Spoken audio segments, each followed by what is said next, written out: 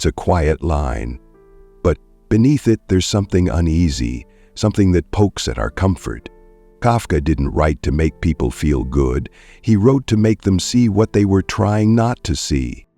And one of the hardest things to see is ourselves. We walk through life with a certain idea of who we are. We collect experiences, memories, opinions, and we use them like pieces in a puzzle. This is what I like, this is what I believe, this is what I'm afraid of. And that becomes the image we hold of ourselves. A self-portrait we never stop editing. But what if most of that image isn't even real? Kafka's world was filled with characters who thought they understood their place in the world, only to have the ground pulled out from under them. A man wakes up and finds he's turned into a bug. Another is put on trial without knowing the charge. People are locked into systems they can't see, fighting battles they don't understand. It sounds absurd, but that's exactly why it works. Because absurdity reveals something that logic alone can't touch.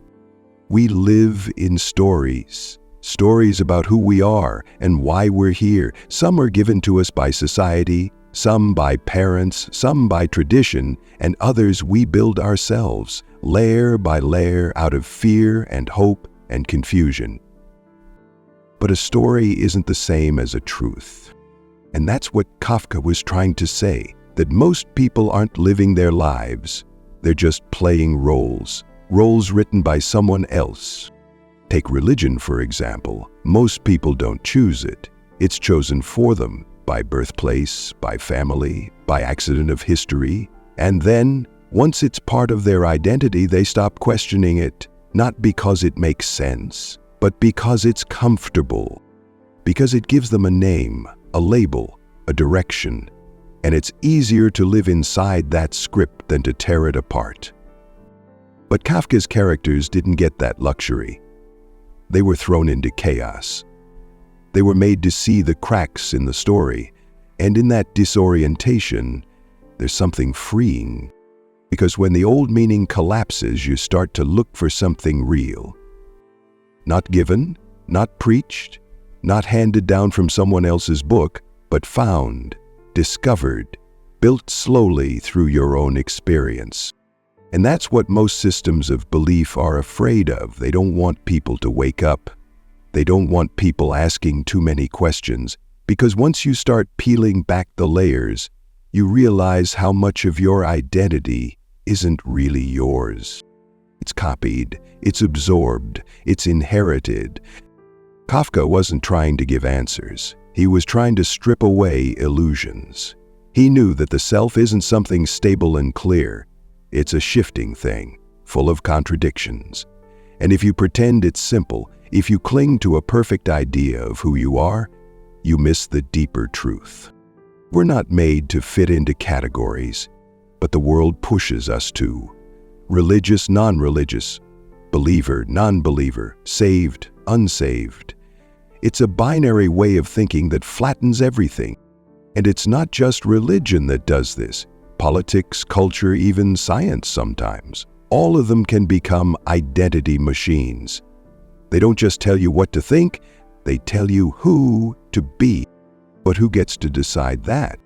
Kafka's genius was in asking questions that couldn't be answered, not because they were too complicated, but because they revealed something we don't want to see. That the world doesn't owe us meaning, that truth might be there, but it won't come in the form we expect. And most of all, that we're not as solid as we pretend to be. It's strange how people cling to certainty, especially when it comes to big questions. Who we are, why we're here, what happens when we die. And when they don't know, they accept a version that someone else wrote. A religion, a tradition, a creed. Because doubt is hard. Not having answers is uncomfortable. But that's where Kafka was different. He didn't run from that discomfort. He sat in it. He explored it. He made it the center of his work. And in doing that, he forced readers to look inward, not at the version of themselves they want to be, but at the parts they usually hide. We all want to feel like we know ourselves, like we've figured it out. But maybe the healthiest thing we can do is admit that we haven't. That most of our beliefs are borrowed. That our sense of self is shaped by things we didn't choose. That the categories we live inside were built before we were born. And once you realize that, it becomes easier to let go of the need for certainty. Because what you are is not a finished product, it's not a doctrine, it's not a label. It's a process. And that means it can change. Letting go of old identities doesn't mean losing yourself. It means beginning to find what's underneath. Not the story you've been told, but the experience of actually being here, aware, unfiltered. Most people don't live that way. They live through masks. They say what they're expected to say. They believe what they were taught to believe. And they defend those beliefs not because they've tested them, but because those beliefs make them feel safe. Kafka's work doesn't give you safety. It gives you a mirror, and not the kind that flatters.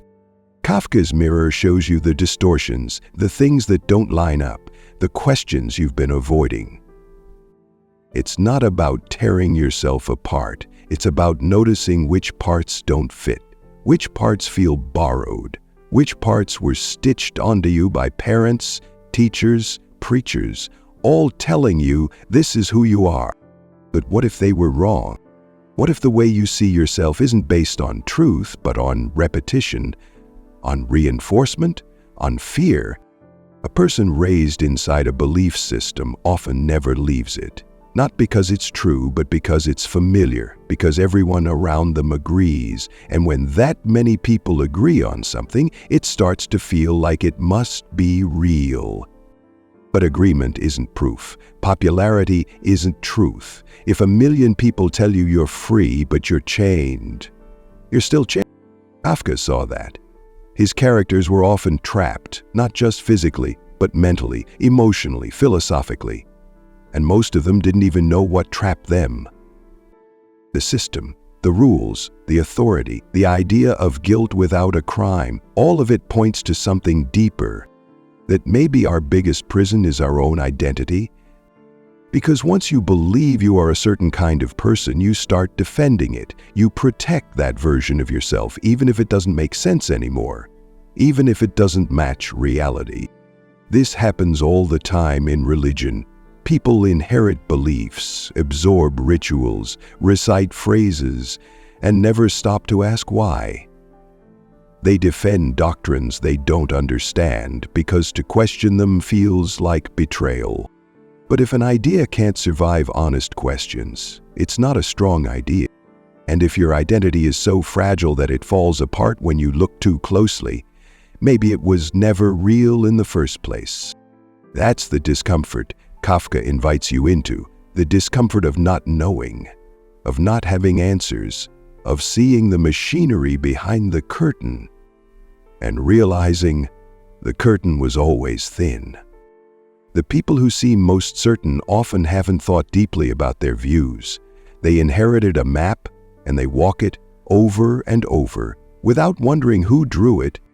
But life isn't a map. It's not a path with signs and checkpoints. It's more like a fog, and pretending there's a clear trail through it just creates illusions. Kafka doesn't give you a way out of the fog, but he gives you something else, the awareness that you're in it, that maybe the goal isn't to escape confusion, but to live honestly inside it, to stop pretending there's a plan, to stop acting like someone else has the answers, and to stop using belief as a shortcut for thinking. There's a reason why religious systems often discourage doubt, because doubt spreads. Once you start asking one question, it leads to more, and before you know it, the whole structure shakes. But maybe that's a good thing. Maybe things that collapse under questioning should collapse. You don't need to know who you are in a permanent way. You just need to stop lying to yourself. Stop clinging to old labels. Stop building your life on foundations you haven't examined. Kafka's work reminds us that discomfort is not the enemy. In fact, it's a sign you're getting closer to something honest. The person you think you are is probably a mask.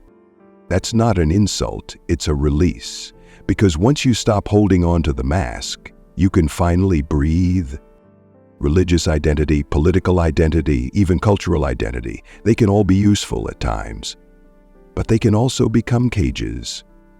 And when people are afraid to question those cages, they start decorating them, pretending they're homes.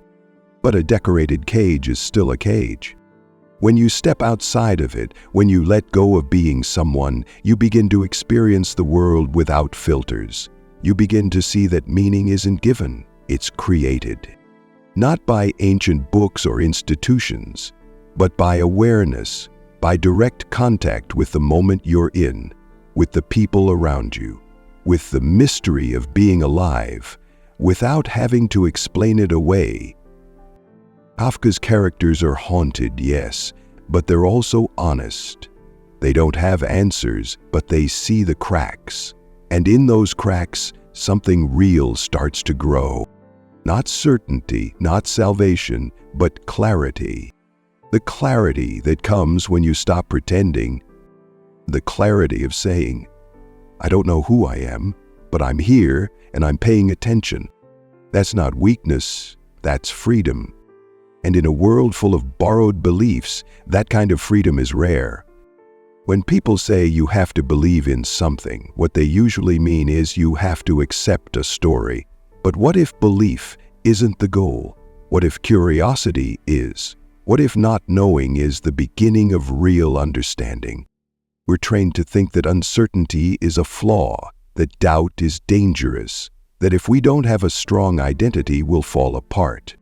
But maybe the opposite is true. Maybe it's the rigid identities that crack under pressure. Maybe it's the flexible ones that survive. Kafka wrote about the quiet despair of modern life, but he also showed us something else, that the despair only grows when we lie to ourselves, when we pretend we're certain just to feel safe. But there is no safety in pretending, only delay. And when that delay ends, when the crisis comes, or the questions can't be ignored anymore, then what's left? Only what's real, only what's been tested, only what's yours. Not borrowed, not inherited, yours. There's something deeply honest about admitting you don't know, not as an excuse, but as a starting point. Because once you let go of needing to be right, you become open to actually learning something. You stop defending yourself and start observing. You stop clinging to identity and start uncovering experience. And that's where real change begins. But most systems, especially religious ones, don't encourage that kind of change. They build walls, not windows. They create rules, not questions. They tell you what to believe before you've even asked why. It's efficient, it gives people structure, but it also numbs curiosity. When you grow up hearing the same answers over and over, you stop looking. You assume the truth is already settled, that the big questions have already been solved. So you memorize rather than explore. Kafka hated that kind of blind obedience. His stories are full of people who follow rules they don't understand, who get punished for crimes they didn't commit, who obey systems that never explain themselves. And it feels familiar, doesn't it? So many people live in silent agreement with things they never chose. Cultural habits, religious ideas, even moral beliefs. They follow the script, even when it makes no sense, because breaking the script feels like disappearing. But Kafka asks, what if disappearing is the first step to seeing clearly? What if the person you're trying to be is standing in the way of the person you actually are? We live in a world where identity is performance. We signal what we believe, we wear it on t-shirts, in bios, in rituals, but performance isn't the same as truth. And the more we perform, the more we forget what's underneath. Kafka's characters often lose control, but in that loss, there's also something honest. Because losing control means dropping the act. It means confronting things we spend most of our lives trying to avoid. Our fear of being alone, our discomfort with silence, our need for certainty even when it's false. And that's the truth about a lot of religious belief. It's not about truth, it's about certainty. It's about not having to face the silence. But silence isn't the enemy. Silence is where you hear yourself for the first time. Without dogma, without scripts, without inherited answers. When you take a step back from all the things you were taught to believe. What's left? Not nothing, just something quieter, something more difficult to name. A kind of awareness that doesn't come with guarantees, but isn't built on illusions either. That's what Kafka points us toward. He doesn't offer salvation, he doesn't give you a manual, he gives you confusion, but the honest kind, the kind that doesn't pretend to be more than it is, the kind that doesn't try to fix you, but simply reflects you. And that reflection isn't always pretty, but it's real. We spend a lot of energy defending things that were handed to us, beliefs, practices, even identities, because the moment we stop defending, we're exposed. But exposure is how growth happens. If you're always certain, you're never learning. If you're always right, you're never listening. If you're always performing, you're never living. Kafka wasn't trying to tell you who you are. He was trying to remind you how easy it is to forget, to lose yourself in systems, in labels, in borrowed names. And once you forget, the machine runs without you noticing. You go to work, you follow the rules, you say the prayers, you play the part. But one day, you look in the mirror, and you can't tell if the face staring back is yours or just a mask that's stuck. And the worst part, that mask is comfortable. You've worn it so long it feels like skin. You think, this is me, but deep down, you know it isn't. You weren't born to be a role. You weren't born to be a label. You were born without a name, without a script, and somewhere along the way you traded that freedom for safety. But safety isn't always what it seems. Sometimes safety is the lock on the door of a prison you built yourself. And the key is doubt. Not destructive doubt, not bitter, hopeless doubt, but the kind that opens things, that loosens your grip, that lets the questions come in without panic. What if you don't need to be anyone? What if you just need to be here? Not holding on to an image, not defending a label, not searching for meaning in someone else's ideas. Just being aware, seeing what's in front of you, seeing yourself not as you've been told you are, but as you actually are. And maybe that awareness is enough. Kafka didn't promise answers, but he offered a strange kind of clarity, the kind that comes when you stop trying to force life to make sense and start paying attention to how it actually feels. Not what you should believe, not what you should be, but what's actually happening in this moment, in this body, in this mind. That's where the real you begins. So much of what we call the self is actually just a collection of habits, thought patterns, reactions, beliefs that got repeated enough to feel permanent. But permanence is an illusion. What feels solid today can vanish tomorrow. A crisis, a loss, a sudden shift, and everything you thought defined you starts to dissolve. Kafka understood this. His characters were always one moment away from collapse. But collapse wasn't failure, it was the point. The collapse revealed the lie that said, you are safe if you just obey, you are real if you just conform. But obedience isn't safety, and conformity isn't reality. That's why his work still hits so hard, because even now, we're still trapped in systems that don't care about truth, systems that care about control. And control depends on you not questioning who you are. Because once you start asking, once you say, what if I don't believe this anymore? Once you let go of being the person you were told to be, you become unpredictable. And unpredictable people are hard to control. That's the hidden threat in Kafka's world. Not monsters or villains, but systems that survive by keeping people uncertain of themselves. Systems that punish doubt and reward silence. But silence doesn't protect you. It just delays the moment when you realize you've been living someone else's life. That realization is terrifying, but it's also the start of freedom. Because once you see through the role you've been playing, you start asking deeper questions. Who am I without these beliefs, without this identity, without this label? And the answer is open. It's not pre-written, it's not fixed. It doesn't come with a certificate or a ritual. It changes, it shifts, it breathes. It's not a name, it's a process. That might sound vague, but it's actually grounding, because it means you don't have to have all the answers. You don't have to believe in things that no longer make sense. You don't have to pretend. You just have to be honest. And honesty, in a world built on illusion, is a revolutionary act. Franz Kafka wasn't trying to depress us, he was trying to wake us up, not with answers, but with questions that cut through the noise. Questions like, who told you this is who you are?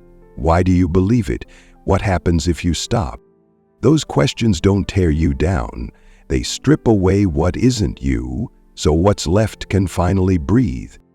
You might find that beneath the layers of belief, identity, and fear, there's something quieter, something alive, not defined by any system, not trapped by any name, not saved, not condemned, just here. And that's not meaningless. That's where meaning begins.